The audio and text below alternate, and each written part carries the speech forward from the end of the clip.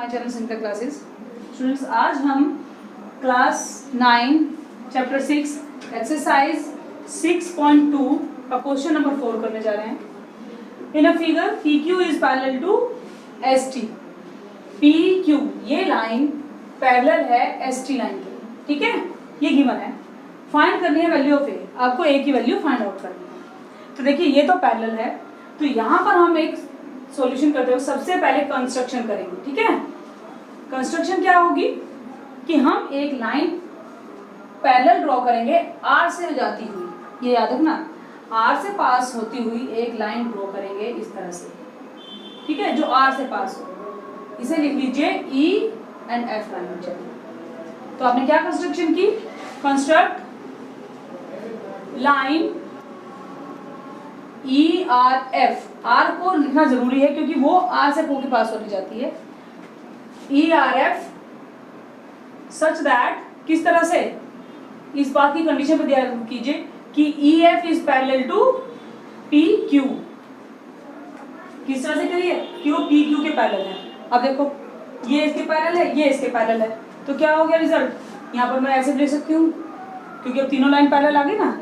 ये हमने ड्रॉ की पैरेलल लाइन और ये पार्ट गिवन ही है कि ये इसके पैरेलल है, तो मैंने ना लिखा है, तो तीनों आपस में लाइन पैरेलल आ गई। अब यहाँ पर आप कुछ एंगल्स को मार्क कर देंगे कि this is angle 1 and this is angle 2, ठीक है। अब करने का तरीका देखेंगे। आप सबसे पहले लिखो PQ is parallel to EF। हमने केवल इन दोनों को लिया है, ठीक है। और ट्रांसवर्सल क्या है, अब यहाँ पे ट्रांसवर्सल चेंज है हर वक्त। तो जब हमारी ये पैरेलल लाइन है, देखो जब मैं डॉटेड ऐसे इंक्रीज कर दूं तो मेरी ट्रांसवर्सल क्या फील आती है मुझे, ट्रांसवर्सल है QR इज अ ट्रांसवर्सल। इस बात का ध्यान रखिएगा कि आपको ये जरूर बताना है कि अगर दो लाइन पैरेलल है तो वहां पर ट्रांसवर्सल कौन सी है आपके लिए। तो ये ट्रांसवर्सल हुई, देयरफॉर एंगल 1 प्लस 110 किसके इक्वल होंगे, 180 के। रीजन क्या,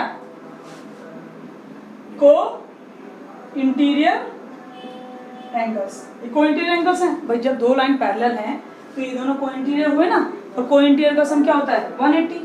तो यहाँ से एंगल 1 आ गया 180 माइनस 110, एंगल 1 आ गया आपका 70 डिग्री। देखिए 70 डिग्री निकल गया, ठीक है। तो आपके पास एंगल 1 70 डिग्री आ गया। हमें जरूरत नहीं थी, बस फिर हमने, क्योंकि हमें A निकालना है, तो देखो यहाँ पर सीधी लाइन पर ये तीन एंगल बन रहे हैं। अगर हम तीनों को दो एंगल फाइंड आउट कर लें ये, तो हमें ये पता चल जाएगा ना। चलिए अब दोबारा लेंगे हम ST is parallel to EF। अब हमने ये और ये लाइन पैरेलल की है, ठीक है। अगर ये दोनों पैरेलल लाइन है तो इनको काटने वाली लाइन कौन सी है, RS। तो लिखेंगे हम यहाँ and SR is a transversal. अब ये ट्रांसवर्सल हो गई। अगर ये ट्रांसवर्सल है तो एंगल 2 प्लस 130 ये 180 होगा भाई। क्यों होगा, को इंटीरियर एंगल्स, को इंटीरियर एंगल्स होंगे ये। अब एंगल 2 यहाँ से आ जाएगा 150 माइनस 130, एंगल 2 आ गया आपका 50 डिग्री, एंगल 2 50 डिग्री बन गया। अब आप लिखेंगे कि ERF is a straight line.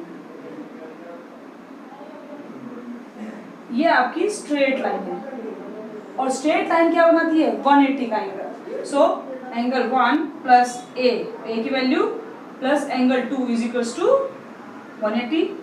Angle 1 आ गया आपके पास 70, तो यहाँ 70 डिग्री रख दीजिए। एंगल A ये 50 डिग्री रख दीजिए, 180, दोनों को प्लस करेंगे 120 डिग्री A। तो यहाँ से आपके पास A आ जाएगा 180 डिग्री माइनस 120 डिग्री, A की वैल्यू आ गई 60 डिग्री। है ना इजी क्वेश्चन, यही हमें फाइंड करना था। चलिए अब क्वेश्चन नंबर 5 कर लेते हैं। चलिए फिफ्थ क्वेश्चन है, AB एंड CD पैरेलल हैं, तो ये दो लाइन पैरेलल हैं। देखिए पैरेलल के निशान लगाए। इफ एंगल APQ आपके पास 50 डिग्री है एंड PRD 127 है, तो आपको x एंड y की वैल्यू फाइंड आउट करनी है।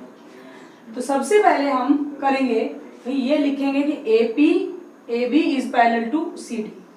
अब यहाँ पर देखो, मैंने हर बार कहा है कि आप हमेशा ध्यान रखिए जब आप लिखते हैं कोई भी एंगल इक्वल तो ट्रांसवर्सल को जरूर मेंशन करेंगे।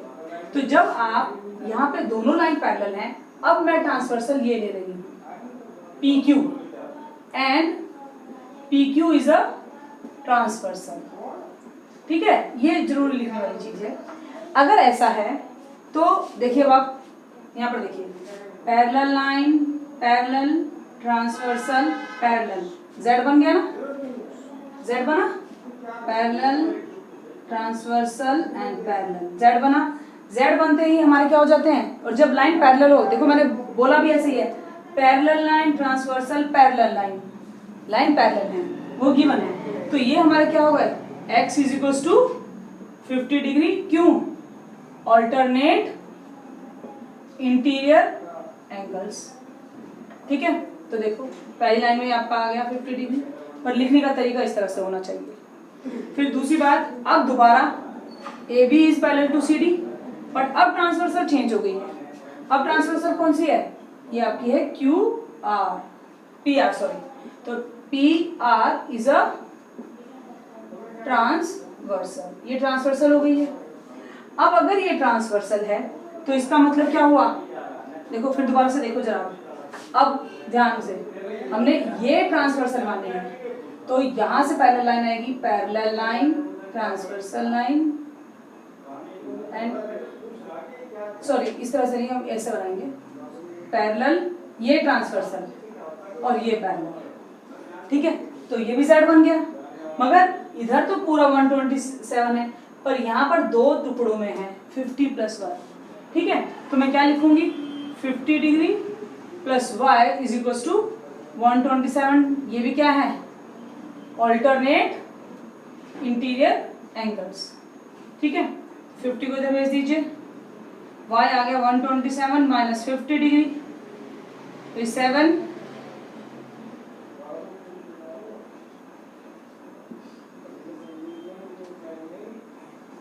y आपका आ गया 77।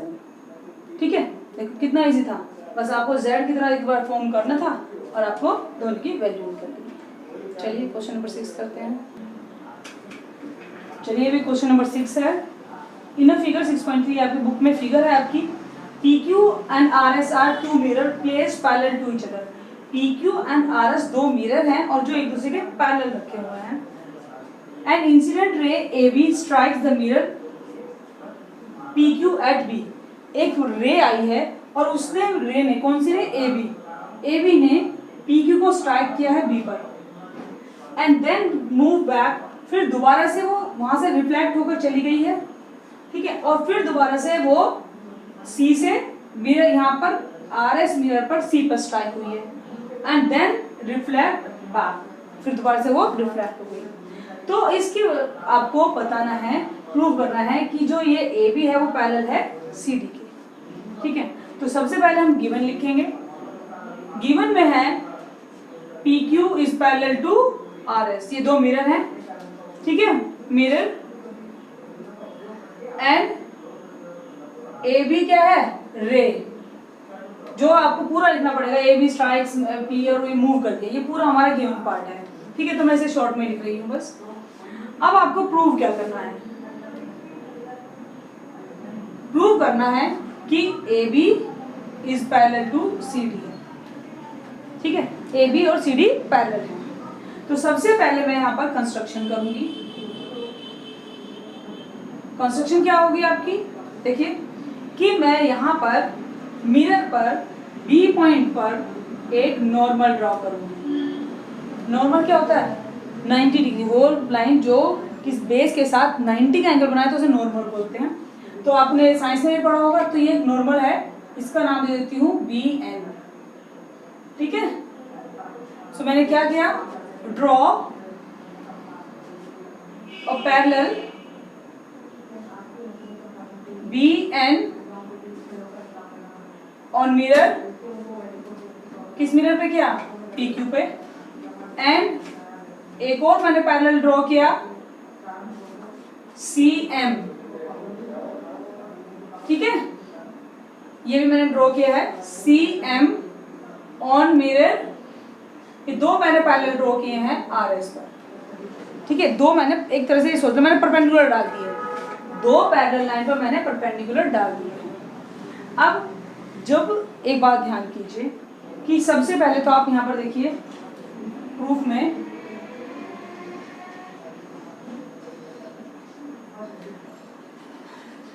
जब जो नॉर्मल होते हैं उस नॉर्मल में अगर इस पॉइंट बी पर, ये आपका वो पॉइंट है जहां से आपकी रे रिफ्लेक्ट हुई है और आपने उसी पॉइंट पर आपने एक नॉर्मल डाल दिया है, तो according to the law of reflection आपका ये अगर एंगल 1 माना जाए और ये 2 माना जाए तो ये दोनों एंगल क्या होंगे? Equal. Angle 1 is equals to angle 2 by law of, ये लॉ ऑफ रिफ्लेक्शन, ये क्या है? ये लॉ ऑफ रिफ्लेक्शन के अकॉर्डिंग है। ऐसे ही अगर यहाँ पर मैं 3 एंगल बना लूं और ये 4 एंगल बना लूं तो ये भी क्या होगा? एंगल 3 भी एंगल 4 के होगा, क्योंकि भाई यहाँ भी तो लॉ ऑफ रिफ्लेक्शन लगेगा, ठीक है। ये तो बात है लॉ ऑफ रिफ्लेक्शन। दूसरी बात ध्यान देखिए कि बी एन और सी एन परपेंडिकुलर हैं, और परपेंडिकुलर किस पर हैं? ये परपेंडिकुलर हैं दो पैरेलल मिरर्स के बीच में, मींस दो पैरेलल लाइंस के बीच में। तो जब ये हमने दो पैरेलल लाइन के बीच में दो परपेंडिकुलर डाले गए हैं तो इसका मतलब ये हुआ कि बी एन और यहाँ सी एम ये भी क्या हुए? पैरेलल। ध्यान से सुनो, क्यों पैरेलल हुए? क्योंकि ये दो पैरेलल लाइन के बीच में परपेंडिकुलर 90 डिग्री वाले हमने परपेंडिकुलर डाले हैं, ठीक है, जिसे हम नॉर्मल भी बोलते हैं। तो अब मैं क्या लिखूंगी? B N is parallel to C M, ठीक है। क्यों? Because they are normal. And C B is a C B C देते हैं, B C is a transversal. अब इसे ट्रांसवर्सल मानो, तो देखो ये आपका क्या हो गया? ये आपका हुआ पैरेलल, ये पैरेलल, फिर ये आपका ट्रांसवर्सल माना आपने और इसे पैरेलल माना, ठीक है। पैरेलल क्यों माना? क्योंकि ये दो पैरेलल लाइन के बीच में परपेंडिकुलर्स हैं दोनों अलग अलग पॉइंट्स पर, बट ये क्या कहलाएंगे? ये पैरेलल कहलाएंगे। BC is a transversal. अगर ऐसा है तो angle 2 is equal to angle 3 क्या होगा कि नहीं? भाई क्यों होगा? क्योंकि ये क्या है?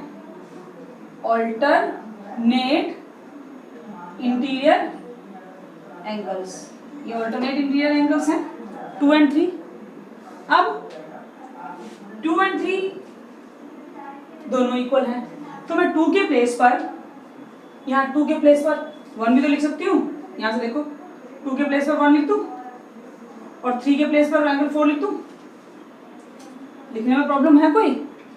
मैंने जगह तो बदली है। यहाँ से देखो मैंने कैसे जगह बदली, मैंने एंगल 2 के प्लेस पर ये रख दिया और एंगल 3 के प्लेस पर एंगल 4 रख दिया मैंने, ये तो करा मैंने।